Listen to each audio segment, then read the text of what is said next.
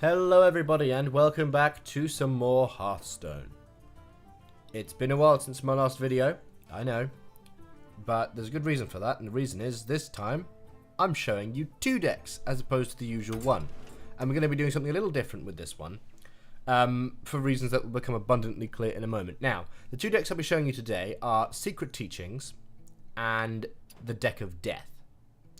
Now, straight off the bat from the names you can probably guess what they are. Those of you who are more experienced players will probably look at these and go, oh, it's a Mage Secret deck and it's a Paladin, it's a Shaman Death Rattle deck. And yes, it is. Yes, they both are, in fact. But the reason this video has taken so long for me to do, and the reason I'm doing both of these kind of in passing, is because regular viewers of the series will know that Secret Teachings has been around for ages. This deck has been, I had this deck back when I was doing the Girl Power deck, which was ages ago. But it's been here for a long time, but I just never felt comfortable recording it because it was so damn awful. And more on that in a second. The Deck of Death, a more recent addition. I waited until Naxxramas was complete before I put that together. Then I had to get my hands on a couple of legendaries. Also, utterly terrible. Now, don't get me wrong. Mage Secret decks and Shaman Death Rattle decks are entirely plausible decks to play normally. It's just not if you're sticking so firmly to the gimmicks as I was doing. And I say I was doing because, well, you'll find out now, in fact. First things first, I'm going to show you the Secret Teachings deck. Now, what I've got, basically, I will show you each deck as they were originally created, and then I'm going to show you the changes I have made to them recently. Because they're all still keeping with their own gimmicks, I've just thrown in a few more useful spells in each of them, because otherwise, I was just losing all the time. And I don't mean I had a really low win rate, I mean I had a 0% win rate. I was just constantly, I've won one game with this deck out of about 10 played. I won one game, and that was against someone who I think was a really new player. It might even have been his first game. And the Shaman deck is not much better in terms of its wins. So, this is what the deck originally looked like. We'll go through it quickly. Now, Secret Teachings. The purpose of this gimmick is secrets, obviously. But I thought rather than just doing your standard, normal secrets deck, I mean, Total Biscuit did one and it was terrible. Rather than just doing your normal Mage Secret decks, I thought I'd mix it up a bit. So, Secret Teachings, it's secrets and magical learning people, is the exact description I wrote down when I was making notes on which decks I was going to build. My exact wording was secrets and magical learning people. So that's what we've got here. First up, we've got two Secret Keepers. Pretty simple, kind of a must-have in a Mage Secret deck. A 1-2 for 1, not great, but whenever a secret is played, gain +1. So Secret Keepers can end up being ridiculously massive if you play your cards right. Quite literally, in fact. Not much to say on it. It's decent early game if you can coin out a secret on turn 2, play this turn 1, it survives, coin out secret turn 2, it's decent. Not great, but it's okay. I mean, they're okay. Mad Scientist, a 2-2 for 2, Death Rattle, put a secret from your deck into the battlefield. Again, it really only has synergy in secret decks. Outside of those, it's fairly terrible.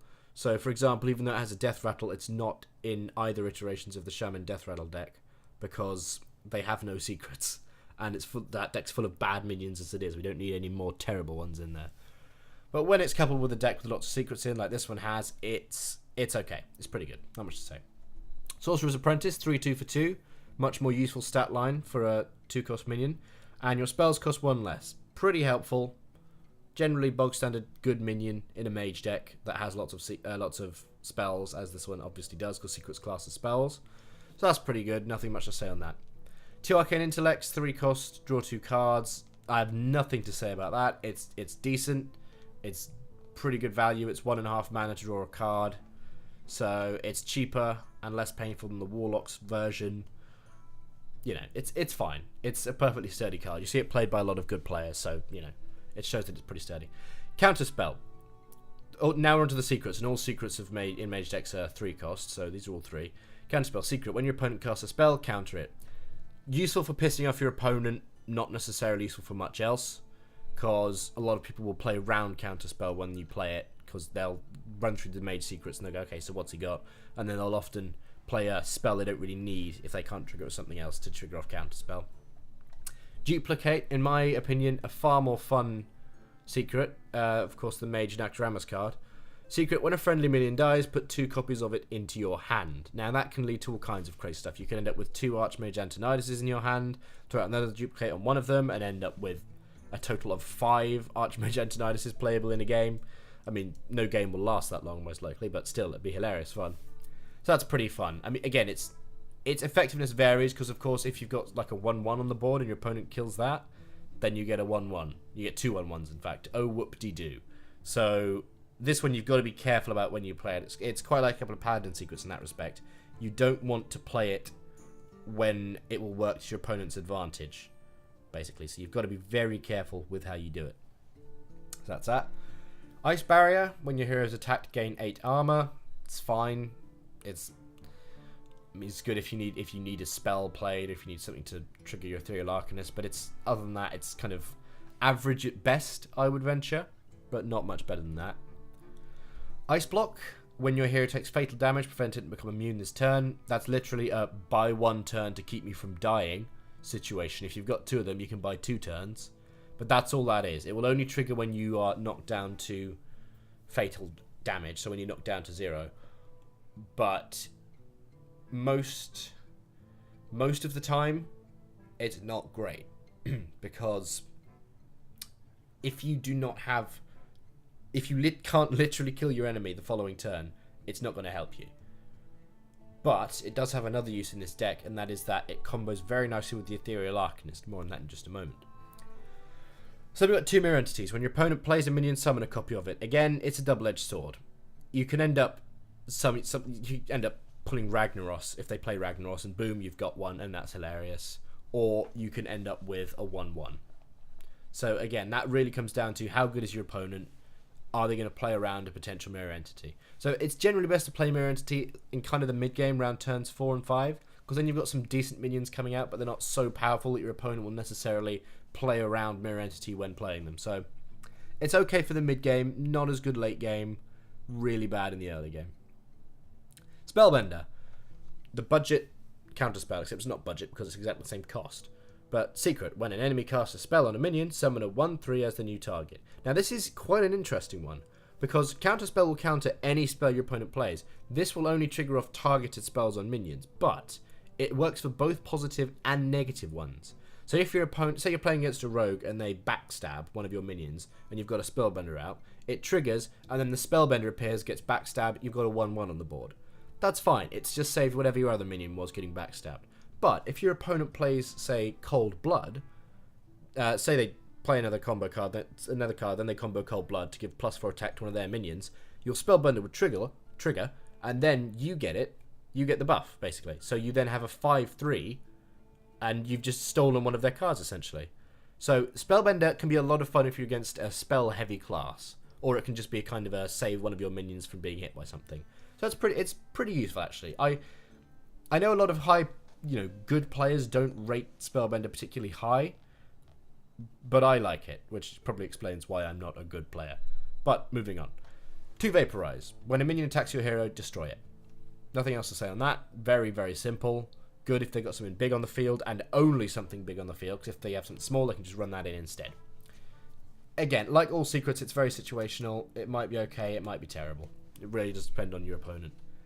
So, away from the secrets now, we're on to Kirin Mage, a 4/3 for 3. Battle Cry, the next secret you play this turn costs 0.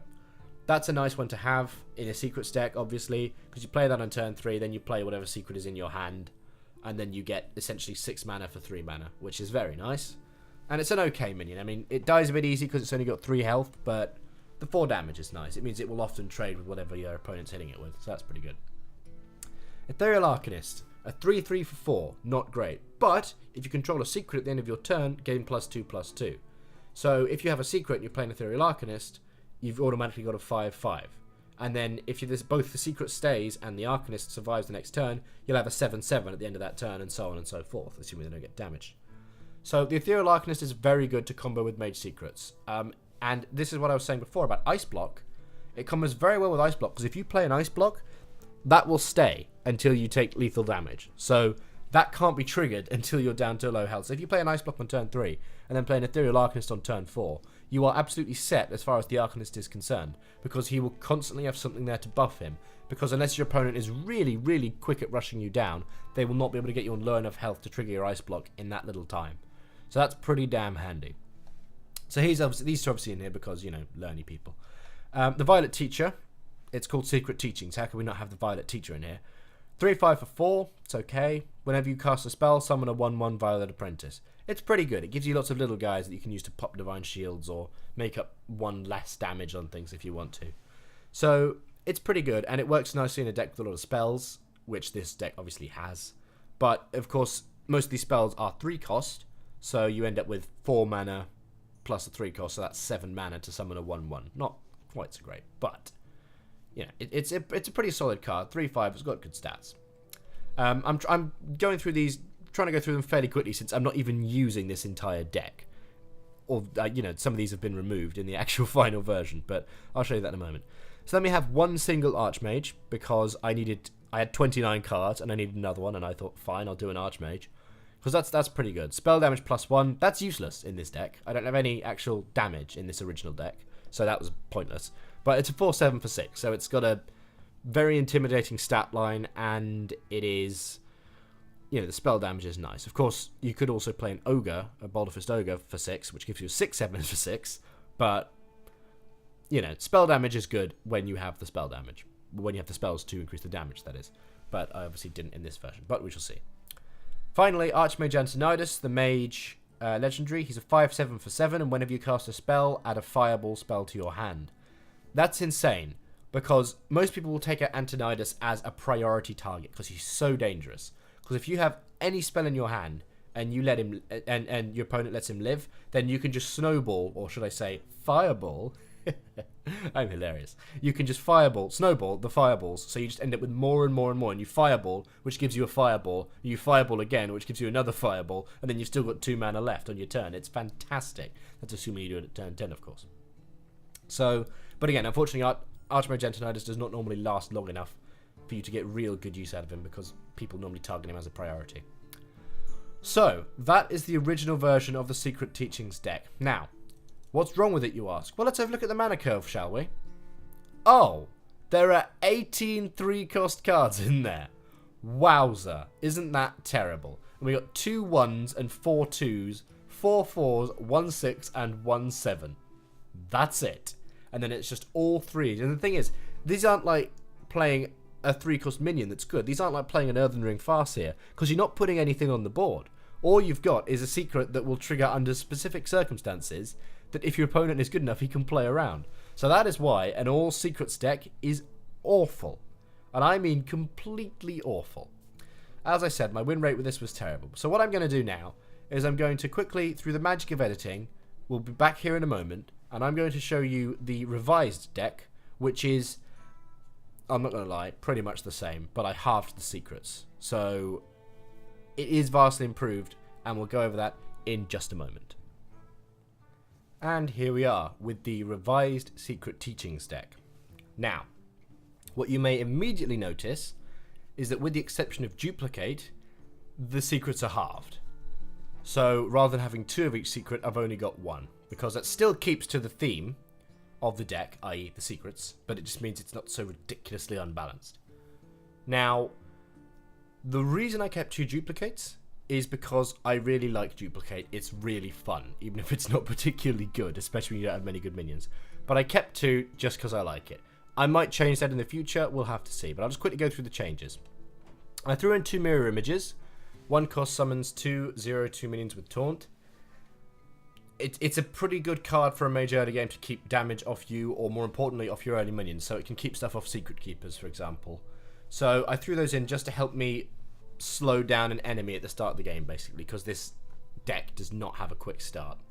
So that's kind of necessary. Throw in 2 Frostbolts, deal 3 damage to a character and freeze it. An incredible card for 2 mana. It's in most mage decks, rightly so. And really, it had to go in this one, because very helpful. The cards I put in, incidentally, are all spells. I haven't, in keeping with the theme, I couldn't put in anything that wasn't either Teachy related or secret related. So I just went with the ordinary spells, which are not secret or Teachy related, but, spells. The spells are kind of in a separate category here. So yeah, we got those. What else we got? We got a fireball in there, just for a bit of damage. It's fireball, deal 6 damage for 4. It's very good. Polymorph for 4, transform a minion into 1/1 sheep, just so I got something to remove a big guy, because it's really annoying in this deck. Otherwise, you've got to rely on vaporizers, and they're incredibly not unstable, just unreliable. And then we've got a Flame Strike at 7 mana, which is great because it's a Flame Strike, and you know it's a fantastic card. 7 mana, deal 4 damage to all enemy minions. It's fantastic, if a bit pricey. So basically, just by adding these few little spells in, it gives us slightly more utility in terms of what we do, and the mana curve is a bit less terrible. I mean, there's still 11 threes, which is not good. I also cut an arcane intellect as well, excuse me. So there's still 11 threes, so that's not great. But, you know, it's a slight improvement. This deck is not designed to be good, it's designed to be gimmicky, and by God does it manage that. Even though the original deck was so bad, I couldn't take it. I couldn't stick to the gimmick thoroughly, because it was just so bad. So, that's the revised deck. Let's give it a whirl, shall we? We'll play a game or two, and then I'll show you the Deck of Death, which sounds like it'll be great fun, and it's really, really not. I mean, the original wasn't. I haven't actually tried out the new one with it yet. So after sort of 15 odd minutes of me just talking about the deck, half which wasn't even in it anymore, let's actually play a game and see how we do here. Assuming we get in, of course.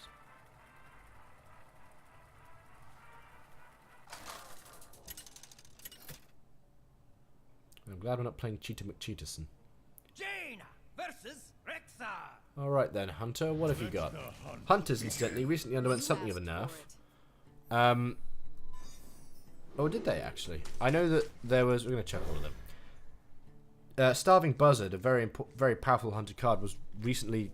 It was going to be nerfed, but I understand there was some contention over the amount they were altering it, which even I thought was excessive, and I can't stand hunters. So, I'm not sure. They were going to turn it from a 2-1 for 2 that draws a card each time you play a beast to a 3-2 for 5 that does the same, which was just insane. But I'm not sure if they've done that, because they also nerfed Leroy Jenkins in the same patch notes. He's now cost 5 instead of 4, but I haven't actually... There was no mention of the Buzzard being changed, so I'm actually not sure about that. Maybe it's because it's a basic card. Is it a basic card? I don't know. What we're going to do against this guy, we're going to throw out a Sorcerer's Apprentice, because I've got nothing else to kill the 3-2, and I'd rather not take 6 damage so early on. Arcane Shot? Arcane Shot. That was, of course, the risk. Okay, well, I can fairly safely call that this game is going to end very quickly for me, and it's going to be very unpleasant. Fuck it. Ice Block may as well, we got nothing else. I could have popped the Timberwolf, actually, and I probably should have, because I know I would have taken 3 damage instead of 5. That was pretty stupid, but never mind. I'm just hoping to draw into an Ethereal Arcanist this turn. That's what I'm hoping. Come on, Arcanist. Damn it. Well, it's okay, though. We'll throw out a Violet Teacher, because she can at least trade with them. Of course, he's killing my 4-cost minion with a 2-cost and a 1-cost. That's a bit embarrassing. I was assuming he doesn't have a buff or... Oh, balls. Really? Bestial Wrath? I don't think I've ever actually seen somebody play that before. Like, in a legitimate game. That's kind of insane. And it's bad for me as well, because I am losing so much. This isn't even funny. I'll play the Mad Scientist rather than the Duplicate, because then I would just play the Mad Scientist next turn, and then he'd be duplicated, which is just bloody useless. Because I only have so many secrets now. Well, I still have like 6 or 7. Okay, well, this guy wants to rush me down. He's really succeeding, because there's, apart from the Mirror Image rather, there's no taunts in this deck. So that's pretty awkward. Let's see if this combo shelf. We play her, slam him in. No, okay, that does not combo. Good. I'm glad we know that for future reference, people. However, that does combo, so we'll just throw that out. Now, this is what you don't want to see against a mage. It's just 3 secrets all lined up. You can actually get up to 5, I think, at once. So this is going to be very unpleasant for him to look at. But, oh, a Hungry Crab. That was what his web spinner drew him. I am pleased with that, because that is terrible. So I'm good with that. That's fine. Oh, would you look at this? The game is actually turning around. Hit that. We're going to play a Violet Teacher. We're going to summon Mirror Image. And then we're going to ping him in the face. There we are. See, now we've actually got something on the board. We've got some taunts. We've got some really small people. I mean, everyone here is really small apart from the teacher. So it's not great. It's pretty far from great. And look at the difference in cards and health. You got 6 cards. I got 2 in hand. But I do have my secrets, of course. You're welcome. Does he have something scarier than a multi-shot? Oh. Of course, this is a problem, is that he can just kill me in 4 turns with my special in there. So we are going to have to do something about that. I could fireball him in the face, but I'm not sure. That's my only fireball bar I get from Antonidas. If I fireball him in the face, it does 6 damage. It puts him down to 16. I then hit him for another 6, which puts him down to 10. 11. Okay, now I will fireball him in the face, because right now I will... Also does that. I will have the damage to kill him in the next couple of turns, which is, importantly, before he can kill me. Let's assume he doesn't pull anything terrible out of his ass, like a taunt or something that directly kills my guys or anything like that. Ooh, that could be unpleasant.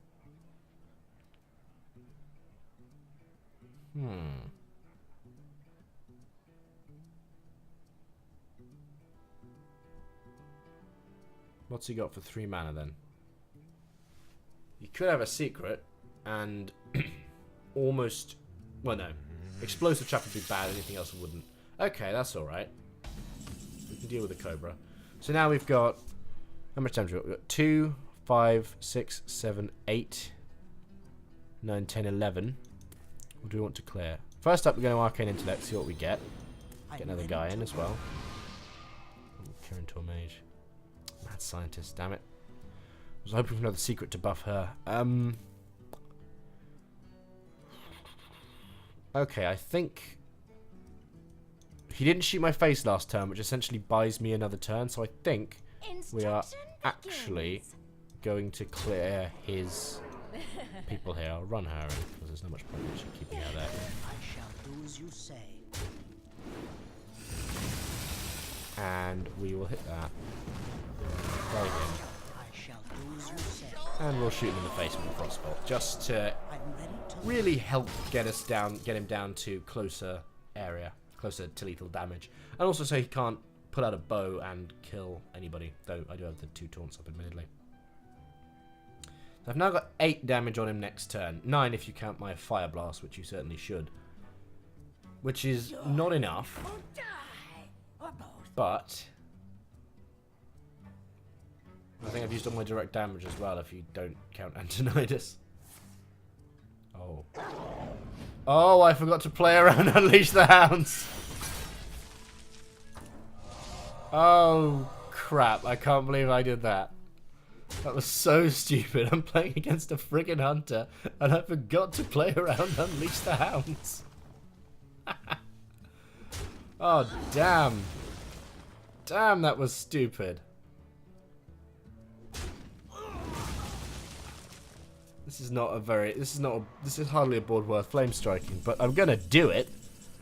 In fact, I'm gonna dump my entire hand. Good God, that was embarrassing.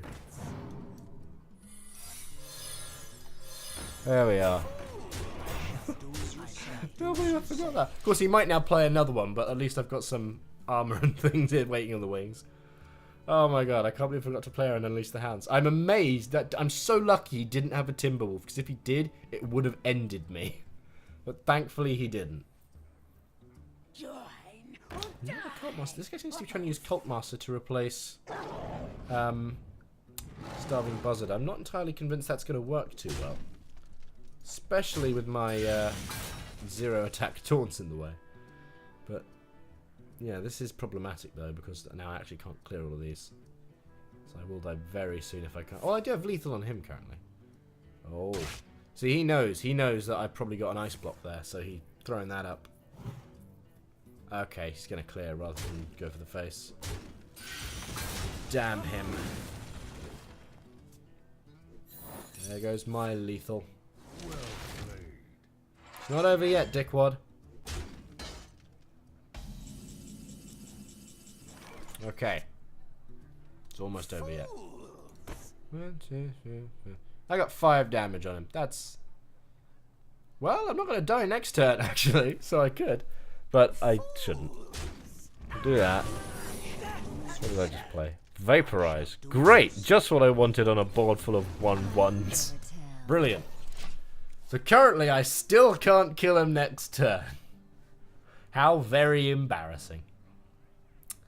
I was just thinking, you know what I need is Archmage Antonidas, but that won't fucking help because I got no other cards in hand. I haven't got any spells to play. That would be terrible. Yes, die 1/1. Brilliant. Fantastic use of that. Value vaporize. Ow, balls. Oh, balls. Well, unless I draw my second Flame Strike. I don't have a second Flame Strike at all, do I? So I think I can fairly safely say that I'm dead. Just trying to think if anything would save me. That certainly wouldn't. Never mind. Well played. Suicide. Oh well.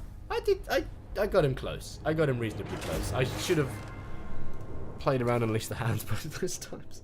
And I would have lost immediately if he'd had a Timberwolf, so I was really lucky he didn't. So let's try that again. But just imagine how bad that would have been if I'd not had Fireball and Frostbolt and the thingy. Mirror Image. I'm getting them confused for some reason. Mirror Image and Flame Strike. And I didn't use Polymorph, so that was no help. Watch your back. You asked for Yeah, I it. forgot about the Archmage. The Archmage is much more useful in this version of the deck because I have 4 spells, not counting Antonidas' fireballs that require that use spell damage rather. So that's pretty good. Okay, so I can Mad Scientist turn 2, Vaporize turn 3, or Mad Scientist turn 2, Ice Block turn 3, Ethereal Arcanist turn 4. That's pretty good. Especially if she plays nothing this turn. She's going to play something. She's going to coin it to something. What have you got? Alright. I can live with that.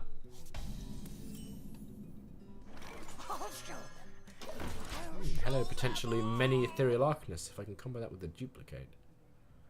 So if I throw it out too early, if I throw the Duplicate out next turn, then she'll just end up trading the Mad Scientist out.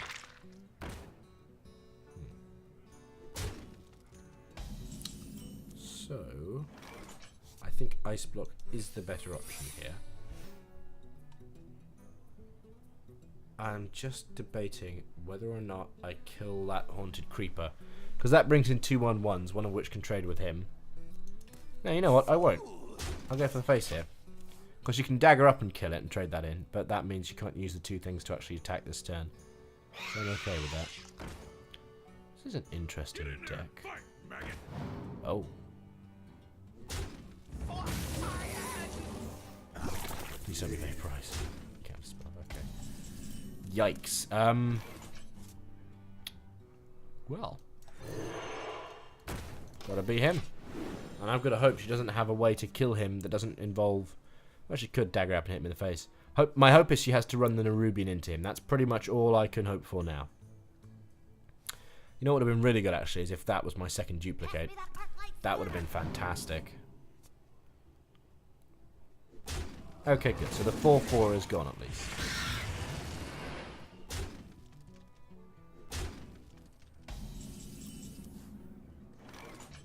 Cool. That works. Right, teacher, mirror image. I'm ready to Not much very strong, but it's something at least. And those taunts will hold back his damage for a turn. Admittedly, it's only, what, 5 damage? No, 6, 7 damage. So yeah, that's actually quite helpful. They'll hold back 4 of that. Oh dear.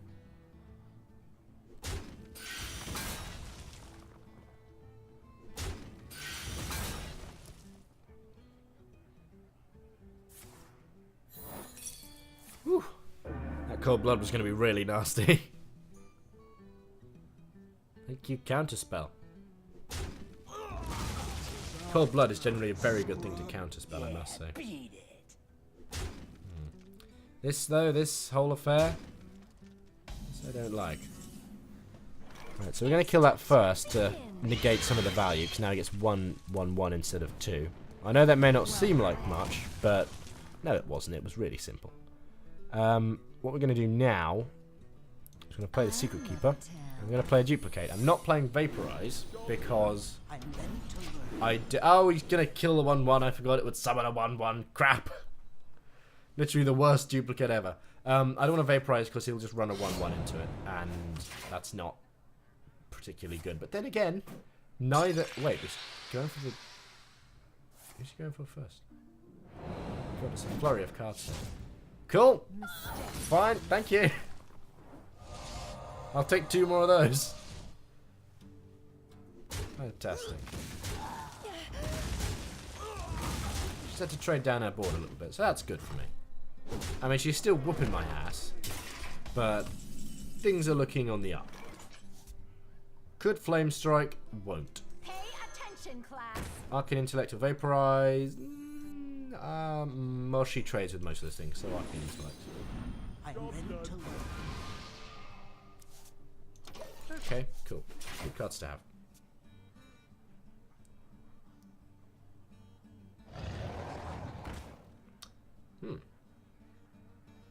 Interesting. I don't actually want to return any of those other cards to her hand. So that Ambusher might need to be polymorphed. Then I'm asking myself, does she have anything scarier in there? The answer is, maybe. Pay attention, class. I'm ready to learn. I am just a huge pain in the ass to this person. Now, the only positive here, that is a weakness of this deck, certainly, is that it doesn't have many minions to actually attack with most of the time. You do rely a lot on the spells. Oh, dear. And prior to her playing that, I was in a decent enough position because she had no cards. Now she has no cards again, but I'm in a less decent position. I mean, again, I could Flame Strike, but this board is not... I really don't think it's worth Flame Striking. Of course, I could Frostbolt this, Flame Strike. I don't like using my cards or my mana in that way, but it would clear her board. Of course, my board is also clear. Hello. If I play you, I'm on 7. That then costs 1, and that costs 6. Okay, cool. It won't clear my board. Fantastic. Fantastic.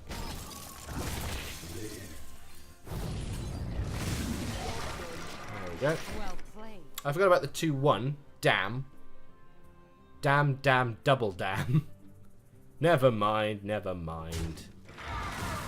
Value for that 2/1. Now we play the waiting game. Top deck wars, and I got nothing but secrets. But that will do quite nicely, thank you. Ready for this? And I'll take whatever she plays as well. Tee hee hee. Now what I want to draw next is Archmage Antonidas. Oh, I want to draw Antonidas. That'll be so much fun. Or an ice block. Ice block would be fun. No.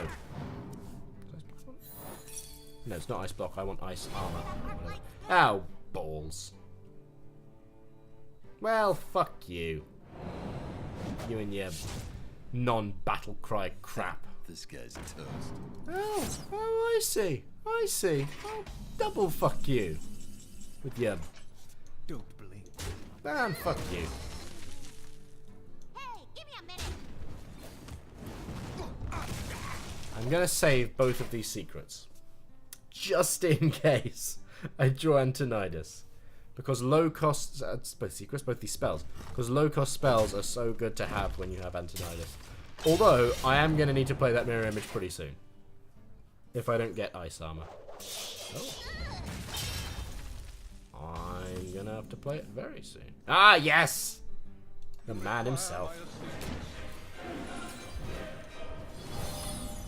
Hello, and he's protected now as well by the taunts. Oh, that's satisfying. Well played. Thank you. I'm gonna say thank you. Thank you. I actually don't want her to give in. I want her to keep trying.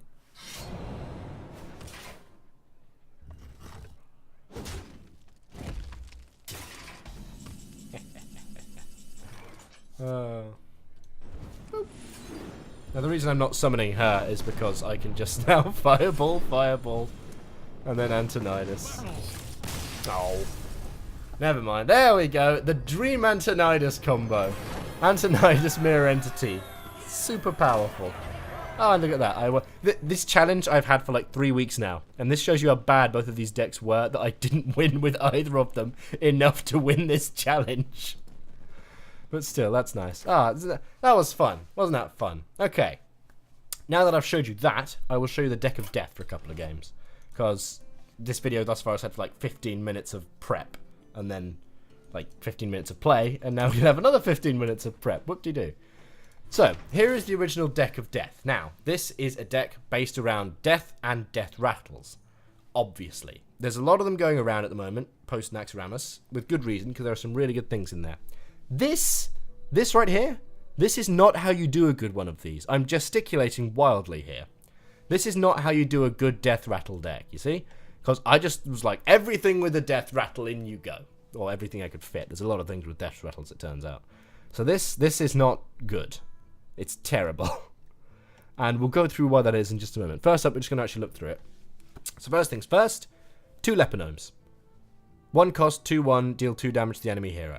That's fine, whatever. It's not a great card, but it's okay for rush decks, which this is certainly not. Undertaker, a 1/2 for 1. Whenever you summon a minion with Death Rattle, gain +1/+1. It's like a Secret Keeper, but for minions with Death Rattle. And minions with Death Rattle are far more regular. There's far more of those than there are secrets, as you can see, just by this deck. So Undertakers are actually really, really good if you have some Death Rattle early minions, because they can spiral out of control very fast and become very powerful. So they're fun. Zombie Chow, 2/3 for 1. Death Rattle, restore 5 health to the enemy hero. It's a bad Death Rattle for you. But the idea of the Zombie Chow, for you as a person playing it, the idea of the Zombie Chow is that you throw out a 2/3 on turn 1, which is insanely good value, or 2 of them on turn 2, and you then use them to maintain board control in the early game. And you trade them off, they heal 5 damage to your enemy, but it doesn't matter because damage done at the start of the game isn't all that important, to be honest. So you use them, you get board control, and you keep it with them until you can get through to the mid game. So they're good. They are pretty. You see them in a lot of decks these days. They're generally very good. Next up, 2 Ancestral Spirits. Give a minion Death Rattle, resummon this minion. That's been changed when Naxxramas launched, how it worked. This is integral to some of the crazier combos in this deck, which we will touch on more in a moment. So, it's not great ordinarily, but with certain combo cards in this deck, it is made much better, this card. One of those combo cards, for example, is Reincarnate. Destroy a minion, then return it to life with full health. Now, you can probably begin to see why these decks, just what the idea of this deck is. It's to exploit Death Rattles, forcibly trigger them, and end up with multiple of the same powerful minion. That's the plan anyway. It rarely works, but again, we'll touch on that in a moment. So Reincarnate, generally kind of a meh card, I would say, but if you're coupling it with lots of things like this, very powerful card, which there's more than 2 of them. Next up we have Blood Mage Thalnos, 1/1 for 2, spell damage +1, Death Rattle, draw a card. Again, we have the same problem in the last deck of the spell damage.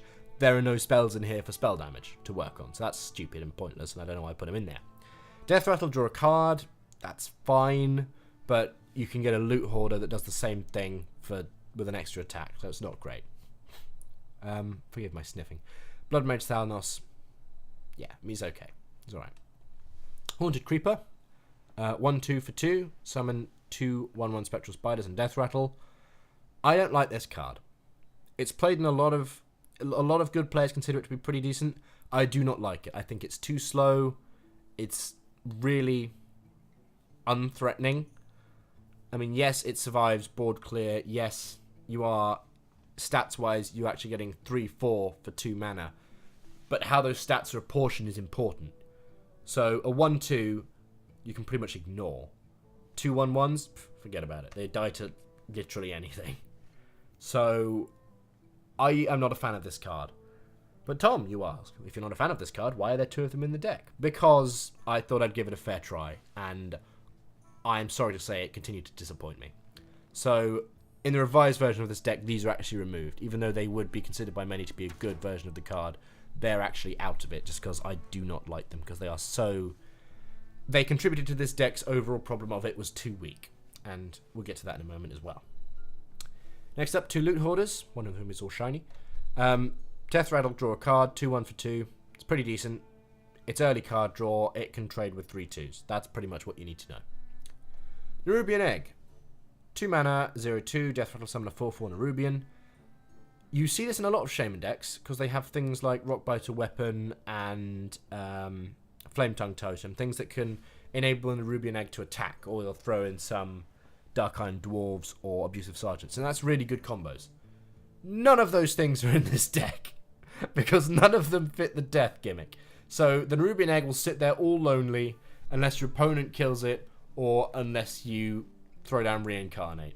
So it's really probably not worth having 2 of them in here, but never mind. It is pretty good against board clear because it does mean it makes your opponent more reluctant to clear the board because then they've got a 4/4 to deal with. So that's pretty good, at least. So we've got 2 of those. They're okay. Dancing Swords, a 4/4 for 3, very powerful. Death Rattle, your opponent draws a card.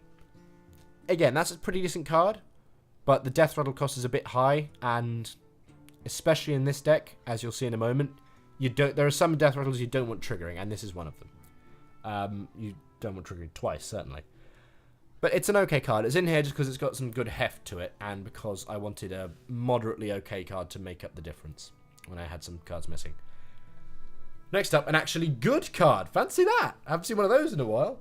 A 2/3 for 3, Harvest Golem, Death Rattle Summon, a 2/1 damaged Golem. Generally considered very good. It is very good. It's hard to remove. It can help you keep board control in the early to mid game. It's pretty damn solid. Lots of players use them.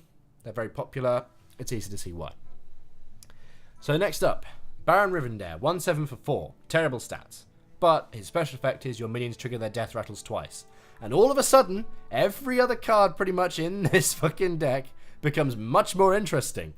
Because it's like, oh, well, he died when Baron Rivendare was out. Oh, I get 2 2/1 damaged golems. Or, oh, I get 2 4/4 Nerubians. Or I draw 2 cards. Or I get a fuck ton of 1/1 spiders I don't even care about.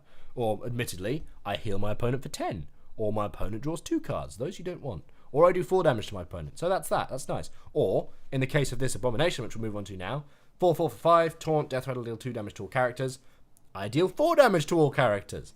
So Baron Rivendare really, really makes things go insane with his special. It's great fun, and he's definitely a key member of this deck. Also, look at him there with his horse and his sword and such. It's very, very good looking. Good looking fella. Next up, we have Fugan, 4/7 for 5. Fantastic stat line. Death Rattle if Stalag also died this game. Summon Thaddeus. That's really why he's there. Stalag we have just below, who I will show you in just a moment. So Fugan, good card. Very good card, in fact. The stat line 4/7 for 5 is really, really good.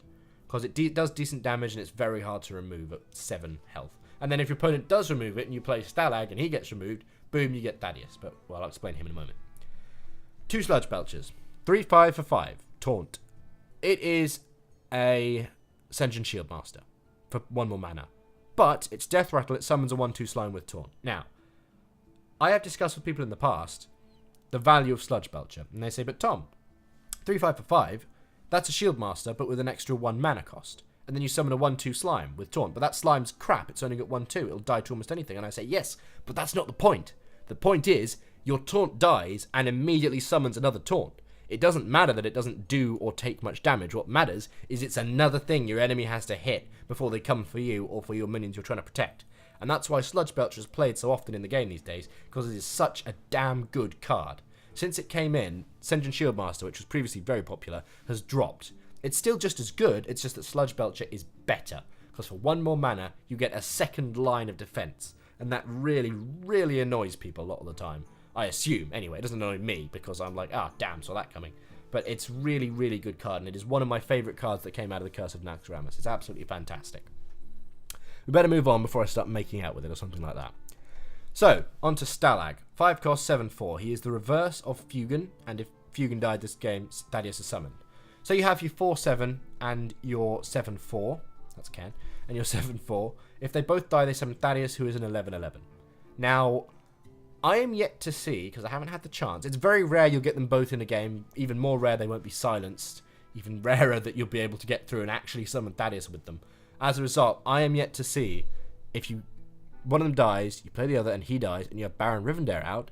I'm yet to see if that will summon 2 Thaddiuses, because that's 2 11/11s. I really hope I will get to see it someday soon. So that's you know, exciting. So that's those 2. And we have Cairn Bloodhoof for 6, and we're getting into the few legendaries here. He's 4/5, so he's a Yeti. Death Rattle Summoner 4/5 Bane Bloodhoof. Very good legendary, considered very solid by many people. It essentially summons you 2 Yetis for 6 mana. It's very, very good. Very good card. Next up, Sylvanas Windrunner, 5/5 for 6. It's okay. Death Rattle, take control of random enemy minion. Now, she's obviously made an appearance in my Girl Power deck, and as I said in that video, she's good because if you can't steal an enemy minion, chances are good that you will force your enemy to trade their good minions into her or other things, so they clear their board because they don't want to lose their good minions to you. So she's very good for... She can completely flip a game on its side. And then we have the man himself, the final boss of Naxxramas, Kel'Thuzad. 6/8 for 8. Pretty decent stats. Not what you'd expect from an 8 cost, but wait, what's his ability? At the end of each turn, summon all friendly minions that died this turn. That does not mean at the end of all of your turns. That means at the end of every turn. Kel'Thuzad is fucking insane. And you'll see this if I get to a point where I can play him. Because everything, it's ridiculous. You play Kel'Thuzad, you trade off all your minions, they all come back to life, Death Rattle's having triggered, your opponent clears them all with board clear, they all come back to life, Death Rattle's having triggered, and it's brilliant. If your opponent cannot remove Kel'Thuzad, it's just insanely good fun. But as a result, many people will try and remove him. But that is this deck. There are a few... It has its problems. Let's look at the mana curve first. You may be able to see them. It's got very little late game, apart from a few legendaries. Very little in terms of actual punch. So it's got a lot of early game stuff. And yet, what I found was I still struggled often to control the early game. And I don't know how this happened. I think it's largely down to the fact that because these cards are all death rattles, with the exception of things like the Zombie Chow, they generally have not as good stats as other cards of their mana cost would have, because they have their additional effects. So that led to a lot of problems. I'll just quickly touch on the various ridiculous combos you can have with this deck before we move on and show you the revised version. So basically you have the key players, Cairn and Sylvanas, because they couple with Reincarnate and Ancestral Spirit so well. Because if you have... You can basically take your opponent's entire board. If you play Sylvanas and then Reincarnate, you take a minion and you then get another one back. If you Ancestral Spirit Reincarnate, you take a minion, you get Sylvanas back, and you get another Sylvanas. Now that's great and all, but the real star of the game here is Cairn. Because if you have Cairn, and I actually pulled this off in a game and my opponent just conceded immediately. If you have Cairn and you Ancestral Spirit him and Reincarnate,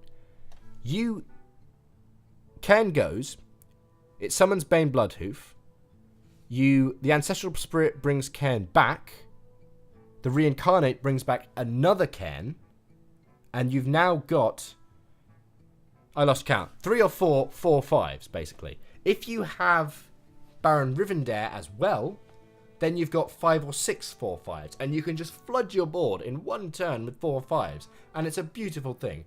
The downside is, of course, chances are good for you to get to that situation holding onto those cards. You will probably have lost board control, and your opponent will be able to kill you, regardless of how many 4/5s you have on the board. So that is the downside. Right, so this deck, as I've said, does not work. So what I did to it was I did the same thing, more or less, I did with the Mage deck, and that was remove a few cards and throw some spells in there. I ran with the same theme. I couldn't put in non-appropriate minions, so I threw a few spells in there to help make some better trades early on. It gives me a chance to actually kill stuff, and I will show you that in just a moment. Okay, so here we are with the revised deck. Now, there's not a huge number of changes. All I did was remove, I think, 5 minions and replace them with spells. So, first things first, I removed the Lepinomes and replaced them with Earth Shocks. I removed the Haunted Creepers and replaced them with Lightning Bolts. And then I actually moved 6 minions. I removed Blood Mage Thalnos and replaced them with a Hex. And I removed the Dancing Swords and replaced them with a Lightning Storm. It's the same as the last deck. It just gives me a bit more versatility when dealing with a board. It means I've got a bit of board clear apart from the Abomination. I got a Hex, got some hard removal, well, soft removal I suppose, and then I got a bit more hard removal and some silences. So, mana curve's a little bit better. No, actually not really. It's still not very good. And it still lacks the late game punch, but I haven't actually tried this out. It might be that we do okay with it. Admittedly, I tried the deck before in ranked play, and that's not a place to be. Not with a deck that's this bad. So, enough of the blustering. Let's try out the new deck of death. Play a couple of games with this, and hope that it works, or at least doesn't fail too badly. If it fails, I would like it to fail in style, basically. That's what I want for my decks. That's all I want for my precious little decks. Hopefully it'll work. I mean, it's still, even with the changes I've made, it's still pretty reliant on getting the combos you need. So, you know, Baron Rivendare, getting your legendaries out with your various bits and bobs. Or you can just, of course, throw out Kel'Thuzad on a reasonably full board. That'll pretty much cover you in most situations. But, of course, that requires you to survive until 8 mana and have a reasonably full board. I'm going to clear that and I'm going to keep the Harvest Golem. Let's see if we get anything better. Loot Hoarder, Undertaker. Okay. Alright, we have a beautiful progression here. We just have to hope he doesn't kill the Undertaker turn 1. Which... he's a Paladin. Unless he plays a Bluegill Warrior, I don't see how he could. And he'd have to coin into that. So, that's pretty damn good. It's a pretty strong start for us right there. Well met. Well met indeed. Throw out the Loot Hoarder. Now we've got a 2-3 and a 2-1 on turn 2. That's pretty good. And then next turn, we're going to have another 2-3, and that's going to be a 3-4. Again, assuming it survives. Yes, that's right. Play a guy. Ha ha ha ha.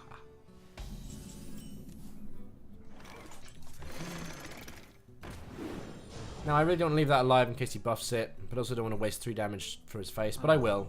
I'll do the trade, because that way I can keep the Loot Hoarder alive and still have 2 extra damage on the field.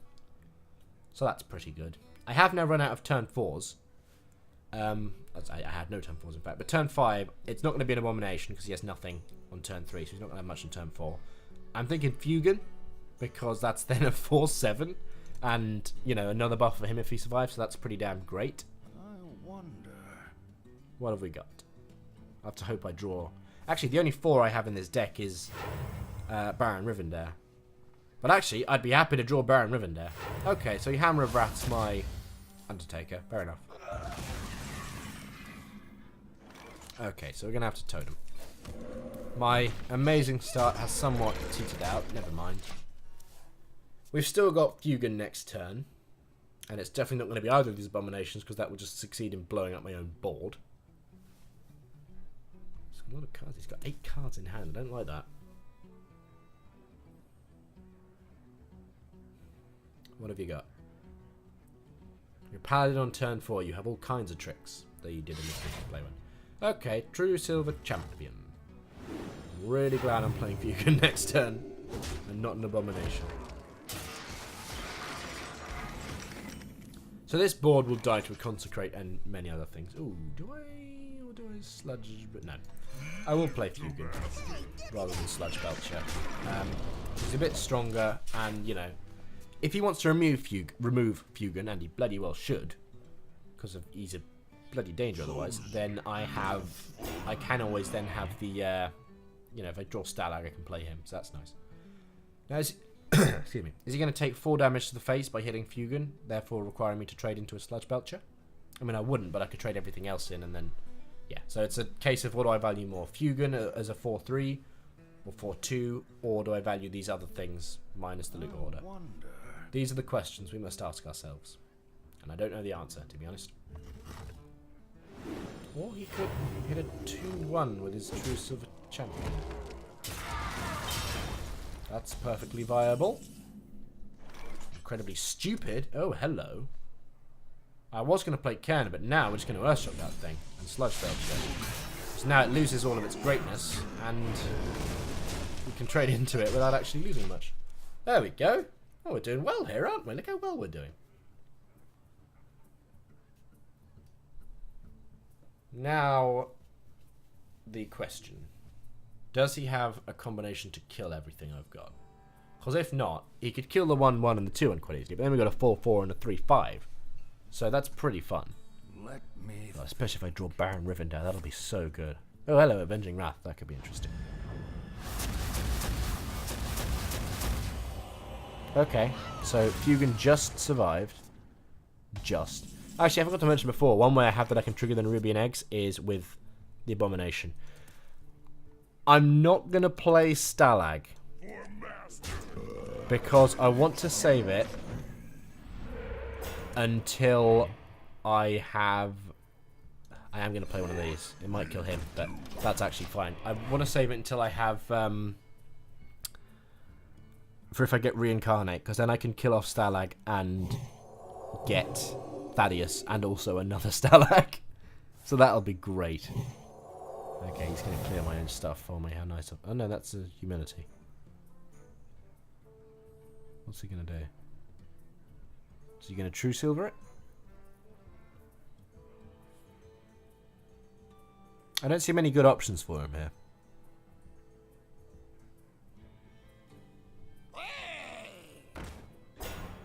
Okay. Alright, that makes sense. Desperate to stop the damage, that's fine. Can do that. I'm happy to trade him in there. Because again, I do still have Stalag. I'm going to play Ken. And I'm going to play an egg, so that when he explodes, the egg also explodes. Because we may as well. Ah, you know what I could have done? I could have played him. That would have exploded, got him down to 2, and I could have lightning bolted him and summoned Thaddeus if I wanted. Never mind, never mind. I currently have lethal. Question is there something in his 8 mana and 6 cards that he can use to clear this and not die? Does he have anything to help him survive? None shall. Ah, okay. He's got the Black Knight. That's just going to make your situation worse. Look how much worse the situation is. Well played. Victory. Well played. I'm glad he didn't ask about. He knew that he was done for. Tried his best. He has no regrets. Cool. That went amazingly well, actually. Let's do another one. So, what happened here was there was another game, and it was great. It was against a warrior, and I did really well, and I won. And it was very entertaining. But for some reason, my recording software did not pick it up. I mean, don't get me wrong, it tried its best. It picked up about half of it in clumps. So it didn't do half and then stop. It did about a fifth and then missed a minute and then did another 30 seconds and then missed 20 seconds and then did another 2 minutes and missed a third minute. It was not good, basically. So I cut that out. I just cut it straight off the video because I tried and I tried and I tried and I was like, there's no way this is going to be remotely usable. So it's a video, it's a game shorter than I wanted it to be. So in order to make up for that, I will make sure to give you an extra game in the next video. Because I know that this video has been, a lot of it has just been tossing about with decks rather than actually playing. So I promise you'll get an extra one next video. And I do apologise for any inconvenience caused. Well done, Tom. Reading from a script and you still can't get it right. So, I guess, yeah, that's all to say. Thank you for watching. And roll the end clip.